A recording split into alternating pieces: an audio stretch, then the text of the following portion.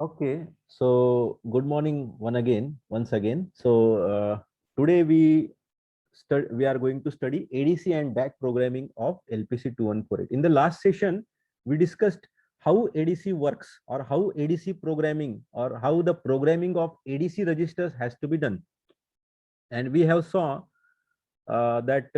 that what exactly the ADC channels are, then how the channel can be selected, particular channel. ठीक आहे. हा, तर ADC चे total channels किती होते? एडीसी आतमध्ये किती आहे? एलपीसी 2148 च्या आतमध्ये 2 एडीसी आहेत. ठीक आहे. त्याचे एडीसी चे फीचर्स जर तुम्हाला समजून घ्यायचे असतील तर डेटा शीट्स मध्ये आहे. एडीसी चे ऑन चिप एडीसी चे features. For example, one of the important feature काय आहे? Both the ADCs are 10 bit ADC. ठीक आहे. नंतर किती वेळामध्ये कन्वर्जन करून देतो असं सुद्धा एक फीचर आहे. ते आपल्याला डेटा शीट मधून एक्झॅक्टली कळेल. मायक्रो सेकंड मध्ये तो काही मायक्रो सेकंड मध्ये तो एडीसी अॅनालॉगचं कन्वर्जन डिजिटल मध्ये करून देतो. कोणता? 2148 चा एडीसी. मे बी दुसऱ्या मायक्रो कंट्रोलरच्या एडीसीला जास्त वेळ लागेल कन्वर्जनला. ठीक आहे. 2148 च्या एडीसीला मायक्रो सेकंड मध्ये. मग किती मायक्रो सेकंड एक्झॅक्टली हे तुम्हाला डेटा शीट्स मध्ये कळेल. म्हणजे एडीसीचे फीचर्स तुम्ही समजून घेतले पाहिजे 2148 च्या डेटा शीट मधून. ठीक आहे. कारण एक्झाम मध्ये तुम्हाला असे प्रश्न विचारतात. आता या ट्युटोरियल मध्ये तुम्हाला फक्त काय दिसतंय की कसं इंटरफेस करायचं, एडीसीच्या पिन्स कोणत्या, रजिस्टर्स कोणते. ठीक आहे. पण एडीसीचे फीचर्स याच्यामध्ये जास्त एक्सप्लेन केलेले नाही. आपण हे पण एक्सप्लेन केलं की 10 बिट एडीसी म्हणजे काय. 1024 प्रकारचे वेगवेगळे डिजिटल आउटपुट हा तयार करू शकतो. पण काउंटिंग जर 0 पासून सुरू केलं तर 0 to 1023 असं आउटपुट तयार होतात. ठीक आहे. पुढे बघा, हा स्टेप साईजचा फॉर्म्युला आहे. म्हणजे अॅनालॉग इनपुट कितीने चेंज झालं तर नवीन आउटपुट तयार होईल. तर 3.23 मिली व्होल्टचा चेंज इनपुटला व्होल्टेज मध्ये असेल तरच आउटपुट, डिजिटल आउटपुट वेगळा तयार होईल, अदरवाईज सेम राहील. ठीक आहे. आणि अप्रॉक्सिमेटली आपल्याला एक 3.23 म्हणजे जवळपास 3 मिली व्होल्टने चेंजेस केले पाहिजे. आणि हे आपण एक सॅम्पल बेसिसवर इंटरफेसिंग डायग्राम बघितली की ज्याच्यामध्ये आपण बघितलं की एडीसी 0चा पहिला चॅनल वापरलाय इंटरफेसिंग साठी, अॅनालॉग चॅनल, आणि त्याच्यातून अॅनालॉग इनपुट घेतलाय बघा. ठीक आहे. हा, तर तो अॅनालॉग इनपुट कुठून घेतलाय? इथून घेतलाय. 10K चा पॉट लावलाय. 10K चा लावा तुम्ही, 1K चा लावा, 2K चा लावा, कोणताही लावा, काही फरक पडत नाही. त्यांनी व्हेरी केलं की अॅनालॉग इनपुट व्हॅरी होतं आणि त्यानुसार आउटपुट वेगवेगळा तयार होऊ शकतो. ठीक आहे. इथं सॅम्पल बेसिस ऑफ P0.28 नावाची पिन घेतली. तर P0.28 पिन घेतल्यामुळे काय झालं? का बरं ती घेतली? कारण ती एडीसी 0च्या पहिला चॅनल आहे. कोणताही चॅनल घ्या, काही प्रॉब्लेम नाही. फॉर एक्झाम्पल, हा चॅनल घेतला एडी 0.1, तो P0.28 ला अवेलेबल आहे. आता ही पिन 4 काम करू शकते. पहिलं काम जीपीआयओ, दुसरं एडीसी, तिसरं कॅप्चर आणि तिसरं मॅट. हे टायमरचे आहेत. तर दुसरं फंक्शन घेण्यासाठी आपल्याला काय टाकावं लागेल? 0-1 टाकावं लागेल. पहिलं फंक्शन काय असतं? 0-0, 0-1, 1-0, आणि इथे काय असतं? 1-1. तर ते कुठं टाकायचं? तर ते पिन सिलेक्ट 1 रजिस्टर मध्ये टाकावं लागेल. का बरं? कारण P0.28 ही 28वी पिन, म्हणजे तशी नियमाने 29वी पिन, बरोबर आहे ना? P0.02, P0.31, म्हणजे ही पिन कोणाच्या अंडर येते? पिन सिलेक्ट 1च्या अंडर येते. समजा फॉर एक्झाम्पल P0.8 कोणाच्या अंडर येईल? पिन सिलेक्ट 0च्या अंडर. कारण पिन सिलेक्ट 0 पोर्ट 0च्या पहिल्या 16 पिनचं काम बघतो. पिन सिलेक्ट 1 पोर्ट 0च्या शेवटच्या 16 पिनचं काम बघतो. ठीक आहे. असं आपण मागच्या सेशन मध्ये ऑलरेडी बघितलंय. आणि आणखी एक बघितलं, पीसी जेव्हा आपण एलपीसी 2148 ला जोडतो तर तो UART 0 मार्फत किंवा UART 1 मार्फत जोडावा लागतो. जनरली UART 0 लोक वापरतात. UART 0च्या पिन्स कुठे आहेत? These are available at 0.0 and 0.1. कळतंय? हा, हे बघा इथं दिलंय. इथं असेल कुठं, याच्यात नाही. डेटा शीट मध्ये सगळ्या पिनचं सगळे फंक्शन दिलेत. ठीक आहे. डेटा शीट परत एकदा बघा. याच्यावर मे बी तुम्हाला लास्ट इयरला प्रोजेक्ट करावा लागला 2148 वर, तर 2148 चं डेटा शीट तुमचं बरचसं लक्षात असलं पाहिजे, पाठ असलं पाहिजे. ठीक आहे. हा, आता तुम्हाला कोणी म्हणणार नाही की पिन सगळ्या पाठ करा, मग प्रत्येक पिनला काय फंक्शन आहे असं कोणी विचारत नाही. शक्यतो प्रोग्रामिंग करताना डेटा शीट समोर ठेवूनच प्रोग्रामिंग करावी लागते आणि केली पाहिजे. पाठ कोणीच करायचं नसतं याच्यामध्ये. आणि इथे बघा, DB9 कनेक्टर, 9 पिनचा कनेक्टर इथं जोडतात पीसीला. ती वायर इथे येते RS232 ला. ठीक आहे. इथं MAX 232 चा IC असतो. ठीक आहे. आणि याच्या पद्धतीने आपण कनेक्शन करतो. याची RxD लाईन याच्या TXD लाईनला जोडायची आणि याची TXD लाईन याच्या RXD ला. इथं 0 का बरं आहे? कारण UART 0 आहे ना. ठीक आहे. आणि UART 1 कुठं असतो अवेलेबल रे? P0.8 आणि P0.9, कारण UART ला दोनच पिन्स असतात, कोणत्या? TXD आणि RXD. कळलं? अशा पद्धतीने आपण पिन सिलेक्ट रजिस्टरचा कसा वापर करायचा एडीसी प्रोग्रामिंगला बघितलं. म्हणजे एडीसीचं प्रॅक्टिकल असेल तर अॅनालॉग चॅनल सिलेक्ट करा, नंतर पीसी जोडा युआर्टला. अशा पद्धतीने म्हणजे युआर्टची प्रोग्रामिंग आली, एडीसीची प्रोग्रामिंग आली. दोन प्रकारच्या प्रोग्रामिंग याच्यामध्ये या प्रॅक्टिकलमध्ये असतील. ठीक आहे.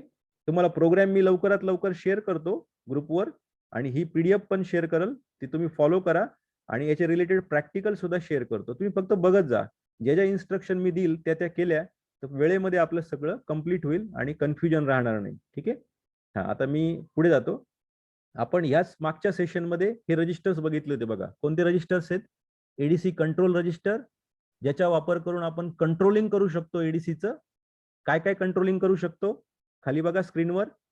चॅनल सिलेक्ट करू शकतो, क्लॉक डिव्हिजन म्हणजे कितीने क्लॉक मिळवायचा, म्हणजे इथे हे कशाचे बिट्स आहे रे? 8 ते 15.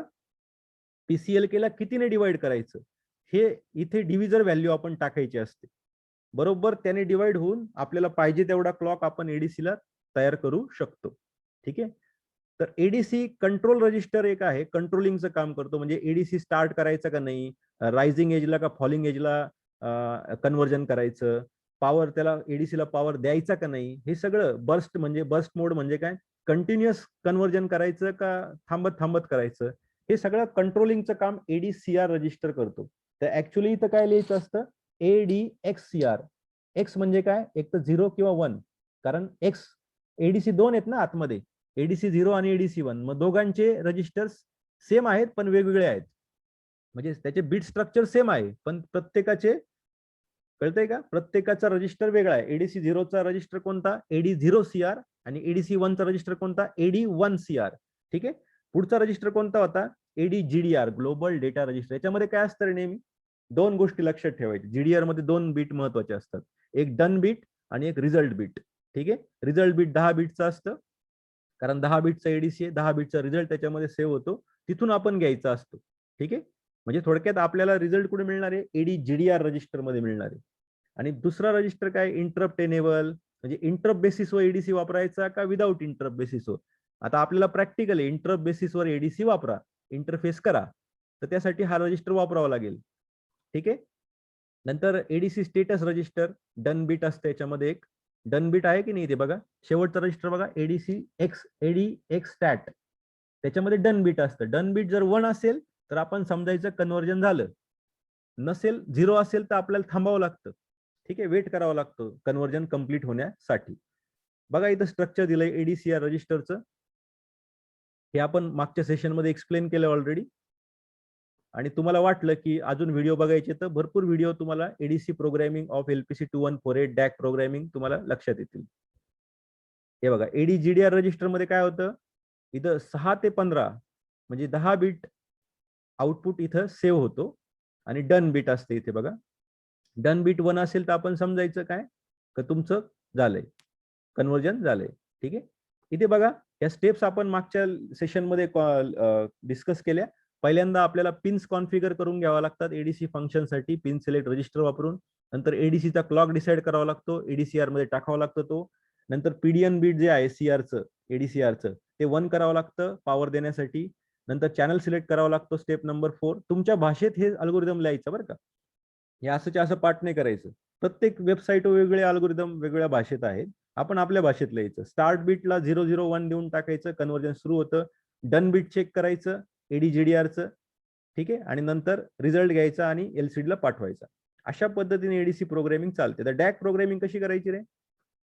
बघा स्क्रीनवर. डॅकला काय असतं का, तुम्हाला 10 बीटचं डिजिटल इनपुट द्यावा लागतो डॅकला. ठीक आहे ना. डिजिटल इनपुट द्यायचा आणि अॅनालॉग इनपुट घ्यायचा. म्हणजे साइन वेव्ह तयार करा किंवा स्क्वेअर वेव्ह तयार करा किंवा तुम्ही सॉ टूथ वेव्ह फॉर्म तयार करा. कोणतीही वेव्ह फॉर्म अॅनालॉगची तुम्ही तयार करू शकतात. LPC 2148 मध्ये किती डॅक आहे? एकच डॅक आहे. किती बीटचा आहे? 10 बीटचा डॅक आहे. 2 raised to 10. 2:10 प्रकारचे वेगवेगळे अॅनालॉग आउटपुट तो तयार करू शकेल. पॉप्युलर वेव्ह फॉर्म कोणते तयार करतात लोक? Sine wave, square wave, triangular wave, sawtooth wave. ठीक आहे.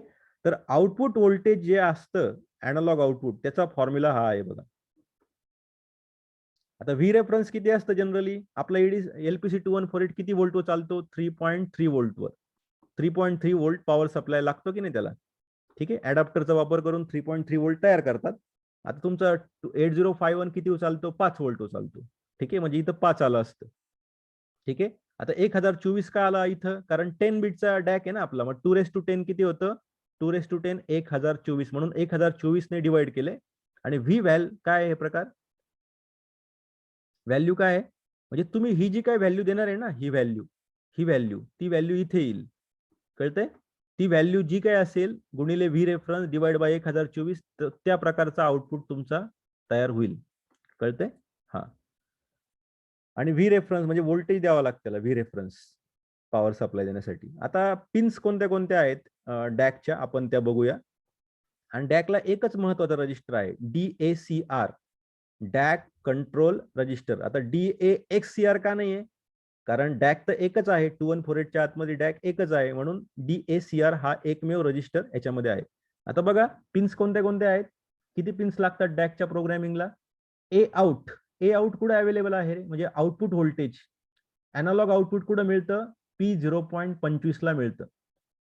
कळतंय का? लक्षात येतंय का? सगळ्यांनी समजून घ्या. अॅनालॉग आउटपुट कुठे मिळतं? P0.25 ला. आता ही पिन किती काम करू शकते? 4 काम करू शकते की नाही? ती पण ठरल्याप्रमाणे मल्टी फंक्शनल पिन आहे ना. तर मग पहिलं फंक्शन GPIO असतं. ठीक आहे. दुसरं काहीतरी असेल, तिसरं काहीतरी असेल, चौथं काहीतरी असेल. ह्या उरलेल्या 3 फंक्शन पैकी एक फंक्शन ए आउटचं असेल, म्हणजे अॅनालॉग आउटपुटचं. आता कितवं फंक्शन एक्झॅक्टली हे आपल्याला डेटा शीट मधून कळेल. ठीक आहे. त्यानुसार पिन सिलेक्ट 1 रजिस्टर वापरायचा आणि त्या कामासाठी ती पिन कॉन्फिगर करून घ्यायची. ठीक आहे. नंतर डॅकच्या प्रोग्रामिंगच्या प्रॅक्टिकल नाहीये सिलेबसमध्ये डॅकवर, पण तरी आपण डिस्कस करतोय. व्ही रेफरन्स ही सुद्धा एक पिन लागते आणि ह्या VDDA आणि VSSA या लाईन्स आपल्याला लागतात. त्या जनरली आपण ग्राउंड करतो. अशा पद्धतीने इंटरफेसिंग आपण डॅकच्या प्रोग्रामिंगच्या प्रॅक्टिकल रिलेटेड असं करू शकतो. एवढे 4 पिन्स 5 पिन्स आपल्याला लागतात. आता मी खाली जातो आणखी. बघा डॅक कंट्रोल रजिस्टर कसा आहे बघा. 32 बिटचा रजिस्टर आहे. पहिले 6 बिट्स रिझर्व्ड आहेत. नंतर पुढचे 10 बिट काय आहे? व्हॅल्यू. म्हणजे व्ही व्हॅल्यू नव्हता का त्या फॉर्म्युल्यामध्ये? व्ही व्हॅल्यू नावाचा फॉर्म्युल्यामध्ये पॅरामीटर नव्हता का? हा. म्हणजे थोडक्यात तुम्ही डिजिटल व्हॅल्यू द्यायची असते. कुठे द्यायची? DACR रजिस्टर मध्ये द्यायची. कुठे द्यायची? Bit number 6 two bit number 15 मध्ये 10 बिटची व्हॅल्यू टाका. 10 बिटची व्हॅल्यू टाकली का बरोबर त्याच्या करस्पॉन्डिंगचा अॅनालॉग आउटपुट तयार होतो. कुठं तयार होतो? ए आउट पिनला. ए आउट पिन कुठे? P0.25 ला आहे. कळतंय? हा. मग ती पिन आपण कुठे जोडली पाहिजे? ए आउटची पिन P0.25 ती CRO ला जोडा किंवा DSO ला जोडा. बरोबर तुमचा डिजिटल अॅनालॉग आउटपुट कुठे दिसेल? CRO वर किंवा, कळतंय का? किंवा तुमच्या DSO वर दिसेल. समजतंय? हा. आणि एक बायस बीट आहे आणि हे रिझर्व्ड बीट्स आहेत. ठीक आहे. तुम्ही डिटेल ते एकदा व्यवस्थित चेक करा, वाचा, म्हणजे तुमच्या लक्षात येईल. आणि प्रोग्रामिंगच्या वेळेस आणि तुम्हाला सॅम्पल बेसिसवर तुम्ही गुगल सर्च केलं डॅक प्रोग्रामिंग ऑफ LPC 2148, खूप साऱ्या लिंक आहेत. त्यातल्या काही काही खूप लिंक चांगल्या आहेत. त्या जर तुम्ही बघितल्या तर लगेच लक्षात येईल तुमच्या. फॉर एक्झाम्पल इथे बघा, इथे केलंय आपण काय याच्यामध्ये, हे डायग्राम मध्ये हा LPC 2148 चा बॉक्स आहे. इंटरफेसिंग डायग्राम याला म्हणतात. जनरली थेरी एक्झाम ज्यावेळेस असायच्या त्यावेळेस इंटरफेसिंग डायग्राम तुम्हाला एक्झाम मध्ये विचारायच्या. आता ऑनलाईन एक्झाम आहे त्याच्यामुळे ऑनलाईन एक्झामला तुम्हाला काय विचारतील? तुम्हाला रजिस्टर्स विचारतील. महत्वाचे बिट्स कोणते कोणते आहेत, कोणत्या रजिस्टर मध्ये आहे, डन बीट, स्टार्ट बीट कुठं आहे, क्लॉक कशी सेट करायची, फॉर्म्युला काय आहे, रिझोल्युशन काय आहे, EDCचे फीचर सांगा, डॅकचे फीचर सांगा. ठीक आहे. अशा पद्धतीचे क्वेश्चन्स तुम्हाला विचारले जातील. आता इथे बघा आतमध्ये डॅक आहे LPC 2148च्या. अॅनालॉग इनपुट, डिजिटल इनपुट कुठे दिला आपण? DACR रजिस्टर मध्ये दिला. थोडक्यात DACR रजिस्टर जे आहे त्याच्यातले 6 ते 15 नंबरचे जे बिट्स आहे, 6 ते 15 म्हणजे 10 बिट. या 10 बिट मध्ये आपण डिजिटल व्हॅल्यू टाकली, आपण टाकायची ती. ठीक आहे. प्रोग्रामिंग करताना या रजिस्टर जो आहे DSCR register is equal to अशी व्हॅल्यू जी काय तयार होईल ती टाकायची. हेक्साडेसिमल टाकताना बायनरी बिट वाईज आपण टाकायचं, म्हणजे हेक्स काय तयार होईल ती व्हॅल्यू आपण प्रोग्रामिंग मध्ये द्यायची. ठीक आहे. त्यानुसार काय करतो तो ए आउट ह्या पिनला, एकच पिन आहे ना शेवटी डॅक म्हणजे एकच आउटपुट देईल ना अॅनालॉगचा, मग ती P0.25 ला आहे. ती पिन आधी पिन सिलेक्ट रजिस्टरचा वापर करून कॉन्फिगर करायची ह्या फंक्शनसाठी, आणि मग ती पिन आपण काय करायची DSO ला किंवा CRO ला जोडायची, किंवा अगदी डिजिटल मल्टीमीटरला जोडली तर आपल्याला काय तयार होईल रे, अॅनालॉग सिग्नल जो काय तयार होईल त्याची अँप्लिट्यूड आपल्याला डिजिटल मल्टीमीटरवर दिसेल. थोडक्यात RMS व्हॅल्यू, कळतंय का? RMS व्हॅल्यू डिजिटल मल्टीमीटर तुम्हाला दाखवेल. आणि जर तुम्हाला वेव्हफॉर्म बघायचे असेल तर तुम्ही CRO जोडा किंवा DSO जोडा. आणि नेहमीप्रमाणे ठरल्याप्रमाणे व्ही रेफरन्स एक पिन असते, तिला 3.3 व्होल्ट द्यावा लागतो, आणि तुमचा बोर्ड सुद्धा 3.3 व्होल्ट वर चालतो. ठीक आहे. आणि ही जी पिन आहे VSA आणि GDCA अशी एक पिन होती बघा, तिला आपण काय करतो ग्राउंड करतो. ठीक आहे. अशा पद्धतीने एडीसीची आणि डॅकची प्रोग्रामिंग आपण करू शकतो. ऑनचिप एडीसी किंवा डॅक वापरू शकतो. पुढच्या सेशन्स मध्ये, आता सरांचं लेक्चर आहे, पुढच्या सेशन्स मध्ये आपण आणखी एखाद दोन पेरिफेरल कीपॅड, LED, LCD, आता LEDचं ऑलरेडी आपण बघितलंय पण तरी पण एकदा परत बघून घेऊ. पुढच्या वेळेस आपण LED, LCD, ठीक आहे, आणि कीपॅडचं प्रोग्रामिंग बघूया, किंवा मग वाटलंच तर I2C प्रोग्रामिंग बघू. Using I2C protocol, we can interface which IC with 2148? Pradeep, audio चालू करा 2 मिनिटं. जर I2C प्रोटोकॉल तुम्हाला LPC 2148 चा वापरायचा असेल, आणि कशासाठी वापरतो आपण I2C प्रोटोकॉल? I2C प्रोटोकॉल कुठं आहे? 2148 च्या आतमध्ये आहे. किती आहेत? I2C चे 2 इंटरफेस आहे, I2C 0, I2C 1. याचा वापर करून आपण 2148 ला काय जोडू शकतो? EEPROM IC जोडू शकतो. मेमरी IC असते की नाही, EEPROM. तर ती EEPROM IC जोडण्यासाठी आपल्याला 2148 च्या बरोबर I2C 0 च्या किंवा I2C 1 च्या पिन सिलेक्ट रजिस्टरचा वापर करून कॉन्फिगर करावं लागतात, आणि मग त्या पिन आपण दोन्हीपैकी एक पिन आपण याला जोडू शकतो. आता याला अंदाजे 3 पिन्स आहेत. ठीक आहे. SCL, SDA वगैरे 3 पिन्स आहेत, आणि I2C चे पण स्वतःचे रजिस्टर्स आहेत, ते आपण पुढच्या सेशन मध्ये बघूया. ठीक आहे. नंतर फॉर एक्झाम्पल SPI प्रोटोकॉल वापरून आपण समजा प्रॅक्टिकल करायचंय. SPI प्रोटोकॉल आहे का 2148 च्या आतमध्ये? तर हो आहे. LPC 2148 च्या आतमध्ये 2 SPI चे इंटरफेस आहे, SPI 0 आणि SPI 1. ठीक आहे. हा, त्याचा वापर करून आपण काय इंटरफेस करू शकतो? SD कार्ड, किंवा त्याला आपण मेमरी कार्ड म्हणतो. ठीक आहे. आता किती पिनचा प्रोटोकॉल आहे हा 4 पिनचा प्रोटोकॉल आहे. कोणत्या 4 पिन? मिसो, मोसी, आठवतंय का? Master in, master out, slave in, single input, multiple output, आठवतंय ना? 4 पिन्स, डेटा लाईन आणि एक क्लॉक लाईन. अशा 4 पिन, म्हणजे थोडक्यात मेमरी कार्डच्या 4 पिन्स आपल्याला 2148 च्या 4 पिन्सला जोडाव्या लागतील. समजते सगळ्यांना? समजलं का एडीसी आणि डॅक प्रोग्रामिंग? तर नेक्स्ट सेशनला आपण एक तर LEDचं बघूया, किंवा LCDचं बघू, कीपॅडचं बघू, आणि एखाद्या सेशन मध्ये I2Cचं बघू आणि SPIचं बघू. कळतंय? अशा पद्धतीने तुमचे 4 युनिट संपून जातात, आणि प्रॅक्टिकलचं सुद्धा फाउंडेशन तुमचं तयार झालंय. ठीक आहे. समजतंय? म्हणजे पहिल्या एक सेशन मध्ये मला LED, LCD, कीपॅड लागेल एक्सप्लेन करायला, आणि I2C आणि SPI ला एक सेशन लागेल. अशा 2 सेशन मध्ये, 2 लेक्चर मध्ये तुमचे थेरी पार्ट संपून जातो, आणि प्रॅक्टिकल साठी मी काय करणार आहे, तुमच्या समोर प्रोग्राम शेअर करणार आहे.